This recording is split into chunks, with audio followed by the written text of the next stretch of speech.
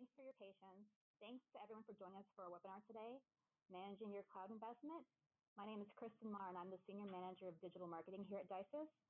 I'm happy to introduce our speaker for today, Eddie Lee. He's the Solutions Architect here as well. Take it away, Eddie. Well, thank you, guys.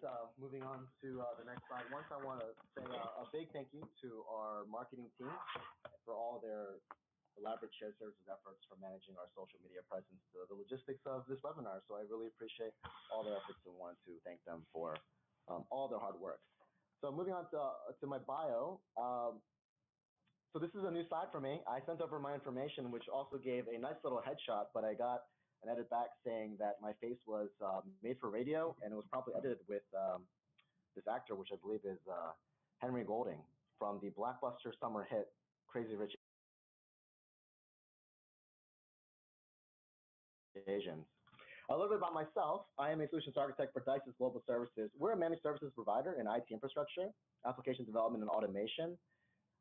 Most of my work has been as a sales engineer, over 15 years delivering IT solutions in public and private sector, mostly in aerospace, energy, government, and some IT companies as well. Considering the timing of my career, a majority was aligned to workplace virtualization, app mobilization, shared services migration, and cloud enablement programs, which made me a good fit to deliver this webinar for you guys. Moving on to the next. We'll take a look at our quick agenda here. Thank you guys for taking your lunch hour. I'll try to make this as painless as possible. We've gone through my bio. We'll have a continued discussion on how products become services, cloud enablement, and wrap up with a nice tidy Q&A. If you have questions throughout the webinar, please feel free to enter them at the bottom of your box, and Kristen will collect them, and we will go over as many Q&A questions as possible at the end of our session.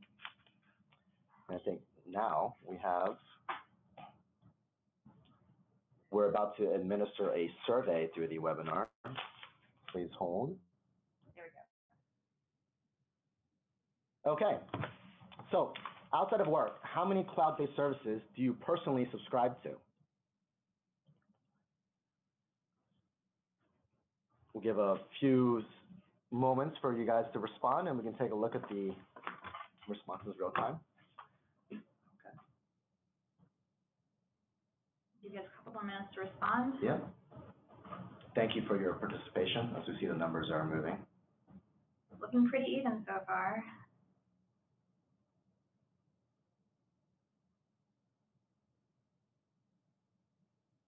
All right.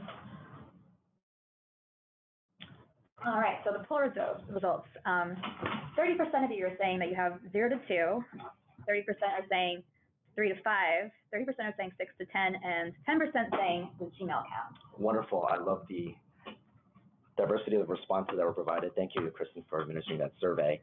For those of you who selected A or B, I'd like to bring to your attention HBO Go, Netflix, Gmail, iTunes, Spotify, Pandora, Dropbox, Amazon Whole Foods, which is a company now, right?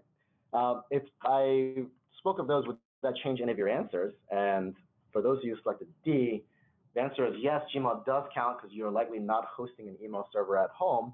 But the point being that cloud-based services are fairly ingrained into our day-to-day living, and we may not be aware we're subscribing to said services, but it is the way most companies are delivering their models. Typically, the more things you subscribe to, the more you're engaging with cloud offerings. But as a consumer, it's mostly transparent. You may not know the difference. It's very easy to see how the customer experience is different after cloud adoption, but it's also changing the business landscape. That's what we'll be focusing on today. Businesses have transformed the way they deliver services, and more importantly, how we support our clients to meet those needs. All right, next slide. Products then, services now. So this is a nice little discussion on where technology has gone in the last 5 to 10 years to show pretty much what's been driving cloud enablement technologies to really kick off in the IT space. Historically, organizations placed great emphasis on features and benefits, as that's how products and services were evaluated to see if they would meet customer needs. But now CIOs and CTOs place a much greater emphasis on the ultimate benefit, which is the customer experience. And these are internal and external customers. So we can speak a little bit about what has traditionally been a product that is now a service. I have a couple bullet points up here to discuss as things that we've typically owned, but what have we typically owned but now that we rent? Cars is a great example, not lease in versus buy, but in terms of the shared economy. Whereas in previous generations, we may buy or lease cars. Now we have shared economy, Uber, Lyft, other rideshare programs. In fact, many auto manufacturers have car subscription programs where they pay for the taxes, insurance, usage, everything of the car, and you're literally just renting the car for 30 days. What is the car company and the manufacturer aiming for there? Not so much changing the engagement of the customer model to them, but more so your customer experience, as if you don't feel like you need a car for all those months or all those days, it would make sense for you to use it as needed, similar to scaling up a cloud. I also bring up phones. I think we're in the cycle now where end user devices, we like to refresh these things every 12 months, maybe because of forced obsolescence, but that's another webinar for another day. But there are a lot of reasons why we feel the need that we need to change our devices every 12 months. Now, instead of purchasing a phone on contract through your provider, you can go with an AT&T Next program where you're paying for a subscription fee for renting the phone, where you turn it in and it's 12 months, and then you get the next shiny new thing 12 months later. Even clothing has adopted this shared model. We have Rent the Runway as far as other clothing shared programs where you have a subscription where they send you all your clothes for those who are more historically challenged. We have media, which is a great example. I think we all remember what life was like before true cloud enablement technologies, all the magnetic storage, optical storage from VHS, cassette tapes, CDs, DVDs, Blu-rays. But now look where we are with advances in broadband technology, what that has allowed us to do in terms of our media storage. And lastly, technology. I want to just tidy up this side and saying, with all the advances we have in technology, what has really changed from a vendor perspective? Subscription-based services have changed how organizations deliver and execute their mission. A great example could be Apple and the iPod. I think we remember what the original iPod looked like. It was a spinning hard drive, and it was fairly large in size, resembled the Walkmans that we had in the 90s. Apple understood that the customer experience increasingly valued portability over mobility, and mobility over physical ownership. Thus, the iPod shrank in size and content moved onto the cloud. Now, this is what changes from a consumer perspective as you as the owner of the iPod, but what has Apple done differently from a corporate perspective to manage this shift and change in technology? High-speed internet connectivity is as ubiquitous as electricity, and that is why we have the discussion now of utility versus commodity, and that's also a webinar for another day, but you can feel free to call your state senator about the matter. What does this mean? As organizations adapt to subscription-based models, how do they increase ROI for their IT investments? We'll take a look. All right, so now we have a second question we're about to administer. How many of your company's enterprise apps are on the cloud? We'll give you a few minutes to respond.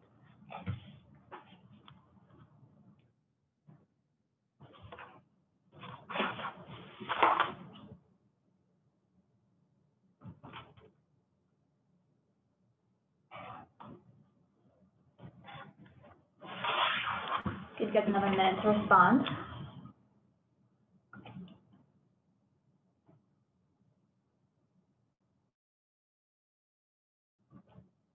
I love the participation in this webinar, Kristen. Yeah, thank you. I think you teed it off great. Everyone must be enjoying their lunches and being very engaged with all the questions that are coming up. All right, I think we have the results in. 23% say 0 to 2, 23% say 3 to 5, 62% say 6 to 10, and then no one is discounting Gmail here. So you guys are learning and paying attention. I thank you for your continued patience, focus, and undivided attention for this webinar. Well, I'm sure many of you are self-correcting after the previous question, as we can see, with no does Gmail count selections. However, just to get that out of the way, yes, it does count because it is an enterprise app that is cloud-based, more so G Suite for Business. But let me preface that by saying, if you use Salesforce, ServiceNow, Office 365, SharePoint, G Suite for Business, as we indicated, or any Atlassian product, Jira, Confluence, Trello, Dropbox, PeopleSoft, the later versions, Airtable, Workday, Slack, NetSuite, or if you're an SAP user on the SAP Cloud or SAP HANA, yes, your enterprise apps are on the cloud. So just like in our personal lives, cloud usage is fairly prevalent. It's just we don't realize what the vendors are providing and how they provide that service, because it's very transparent to the user, and that's really the intent of these cloud services, to maximize the customer experience, whereas being as transparent as possible in how it's being delivered. So, following slide here.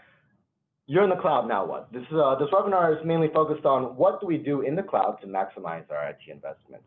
I think we're all past the point of, are we in the cloud, or how much, or what is our interaction or usage in the cloud? We're clearly here. We have a great webinar that our VP of Global Services delivered on cloud enabling technologies. It's called, So You're in the Cloud, Now What? If you have any questions, please feel free to reach out and we can send you the link for that. But we'll discuss on how does your cloud presence optimize IT enterprise architecture. We've seen at DISYS with most of our customers that two major areas we see our clients missing opportunities in maximizing their IT investments are organizations that are in the cloud, for one, and that aren't managing the developments in a DevOps framework. And secondly, we see a lot of lack of automation in cloud deployment and configuration activities that are being very manual, though the intent of the cloud computing technologies is to really streamline a lot of those efforts operationally. We see organizationally, in terms of the way our clients are doing business, it would make sense that you move these capital expenditures to operational expenditures, and that is part of the benefit of moving into a cloud computing environment, whereas instead of owning and having your on-prem solutions, by moving into the cloud, you transfer essentially a lot of the risk and the ownership of it to a subscription services-based model, where you will have your vendor provide you a certain level of service that you're paying for. So on the following slide, DevOps. We've all seen this, we've all heard about this, and I'm sure a lot of these graphics look very familiar to you. What is DevOps, and how did this concept come to be? Well, on the top left here, you see a traditional Scrum Agile framework for development efforts. On the top right in the circle, you see IT service management from an operational perspective, and you see those two things put together create DevOps. DevOps is the natural progression of Agile, in and of itself an iterative process, but if you were to develop on the Agile process, how would you develop a continuous delivery framework with operations? So essentially, what started with the development environment and arena, integrating with ops, and then now you have a slight mix of quality assurance in there. You have DevOps, which is the center of those concentric circles. Once again, DevOps is not for only web and distributed apps on the cloud. You can also adopt a DevOps environment for desktop applications and enterprise applications that are on-prem. So we see a lot of the confusion where people feel DevOps is only built for that environment. It's just that they happen to coincide similarly in terms of IT history, that the force moving DevOps environments and framework happen at the same time with cloud computing, but it does make sense as they do enable each other. So on the following slide, for those of you developers that are on here, we see many engineers and developers have joined us on our call. This is probably very rudimentary stuff that you've seen a lot. What is the intent of DevOps? Is continuous integration, continuous deployment, and continuous delivery models. Continuous integration being CI. What is the goal of CI? What we've seen at DISYS is that the goal of CI is to improve quality, reduce integration issues, reduce time to release, and strengthen feedback loops. This relies heavily on automated testing to ensure apps are not broken as they're integrated into the production environment, which is foundational to continuous deployment, which is automating the software release process into production. If you look at this graphic, we call it an infinity chevron, for lack of a better term. On the left side, we see the development efforts, and on the right side, we see the deployment efforts. And we have our little icon here for our DISYS automation practice, which we do heavy, extensive work in automated testing and release management. In our arena, and with most of our customers, considering their subscription and usage into the Atlassian ecosystem, a lot of the times the licenses transfer, which is why the Atlassian Bamboo is mostly our go-to for auto build, test, and deploy. However, we support open source options such as Jenkins for those organizations and enterprises that are adopting a best-of-breed approach for development efforts. We just want to stress that automated tools are critical to the continuous integration loop, and we do work across any platform to make sure that we can manage these DevOps environments.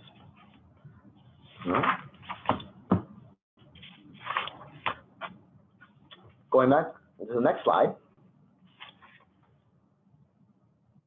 just to reiterate, the second area where we see our clients miss opportunities in maximizing their IT investments is the lack of automation in cloud deployment and configuration activities. And we have specific tools that can address the issues of automation in your cloud environment. We have a proprietary tool called Zero, which provides rapid cloud deployment and seamless integration to customers. It delivers access in a user-friendly dashboard, which is one of the most compelling features of it, allowing users to configure cloud-ready application stacks, deploy resources and track them, manage your budgets, watch costs, all while receiving standardized reports that are integrated into those aforementioned dashboards. And as you see here are a few of the benefits that the Zero provides, but this is one piece of our managed service offering for cloud enabling technologies. We have several more that we covered in the following slide, but the main things I wanted to stress here are the cloud formation, integration, the dashboarding, and also the application compatibility. Those Zero is built on top of AWS. It supports all major applications in the Microsoft ecosystem as well, such as SharePoint, Active Directory, etc.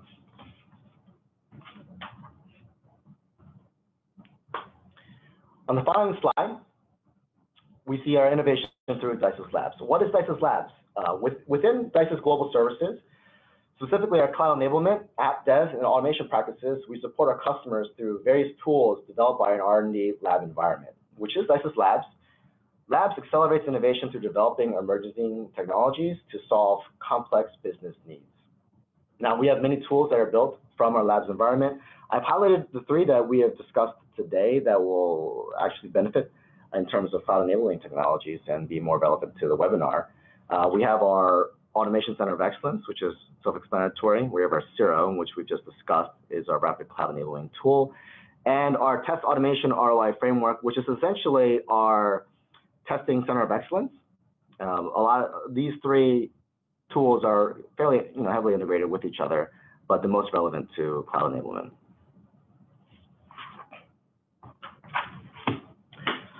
On the following slide, I've also included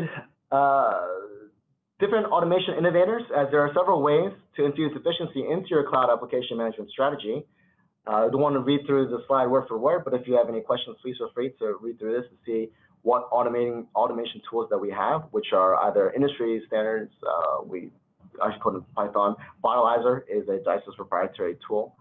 And you see the other automation tools that we use with our customers and that we have experience with. All of these methods are automation innovation implementations that are quite low risk that can provide great and high yield to your organization.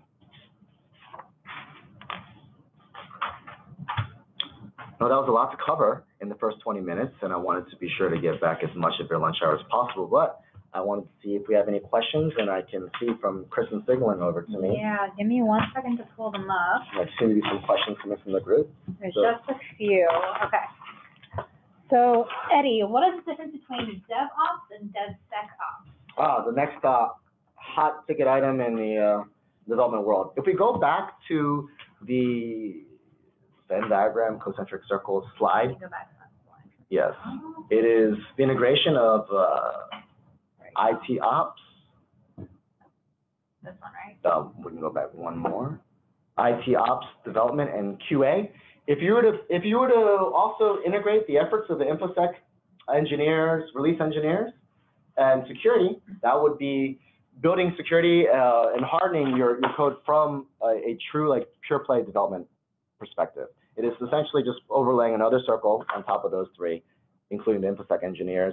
And naturally, it's the honest. I feel like it's the honest progression of where DevOps is going. Is as you're continuing to integrate enterprise applications and develop and mature these applications, why would you not have the security folks involved in terms of meeting their needs from a toughening your security posture? So that is essentially it's a similar framework but more robust, and also where we see the industry moving towards as well. Any other questions, Kristen? Yes. So, what are the downsides of a cloud-based IT solution? Great question for the not so detractors of technology, but it is good. I mean, every time there's a new shiny thing in technology, we think, oh, these are all the great things and the features and benefits it provides. But what are the downsides? I can think for one, I don't want to say that the security issue is the number one thing, as we know that we've strengthened security initiatives around, cloud development frameworks.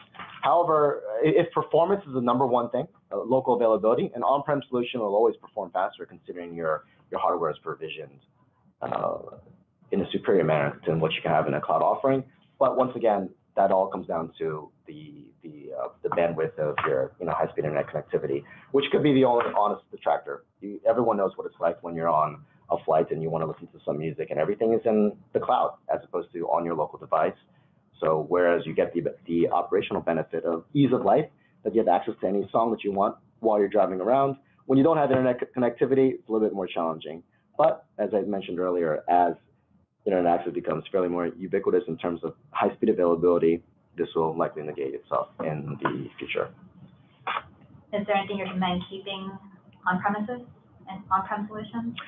If there's a specific business need for a certain stakeholder that has either a security issue, a performance requirement, or some service level that needs to be met that can't be met in a cloud environment, that could be the only time where I think it would make sense. Once again, if your DR is in place and your connectivity is there and the access is there, then having your own custom front end to just go into your cloud backend would always be a superior solution. Once again, it always comes down to performance, and a lot of the times it's more of a personnel/change management thing. Organizations have done business a certain way, and they like owning their apps and thinking that they're the system owner and the product owner because it sits on their data center or they actually own the solution. But these things will be likely a moot point in the future, if not already. Okay. Any other questions? How does DevOps support desktop applications? Oh, yeah, so I briefly touched it earlier, is that a lot of the times our customers ask us, they're like, well, we really want to go into this DevOps thing, but all of our apps, a lot of our enterprise apps are on-prem. DevOps is just it's just a framework for how you are integrating your development and your operational efforts. Similarly to Agile and Waterfall, it's two different ways to develop software or engineer a solution. However, certain ones make sense for the environment that you're in. You can certainly adopt the DevOps framework in an enterprise environment, an on-prem solution for desktop applications, but it's there are obviously operational efficiencies to be gained if you move those apps onto the cloud. But you can do either. Okay, I think that's the last question I have in. Anyone else have anything else they'd like to ask Teddy while we have him? Give you guys 1 minute. Oh, let's see. I got a raised hand.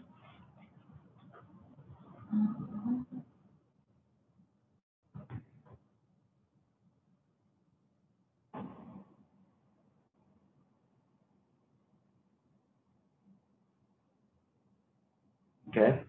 Looks like there's, if you can type your question to the chat box, that'd be great too.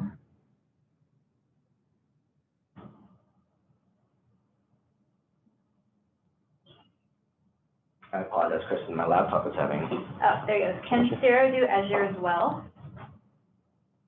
There would need to be some custom coding to it, as it is built on AWS. However, we do have fully baked tools for Azure that we didn't discuss in our webinar, but we have custom solutions that are built on Azure code as well. But Zero itself is built on AWS, to answer your question.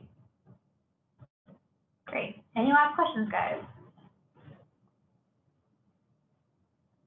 All right. Well, thank you so much for joining us today on our cloud webinar. Once again, thank you for all the participants. And on the last slide, if you have any further questions on any of our tools, managed services, or offerings from DISYS, or would like to chat, please feel free to reach out. Here's the information on the last slide.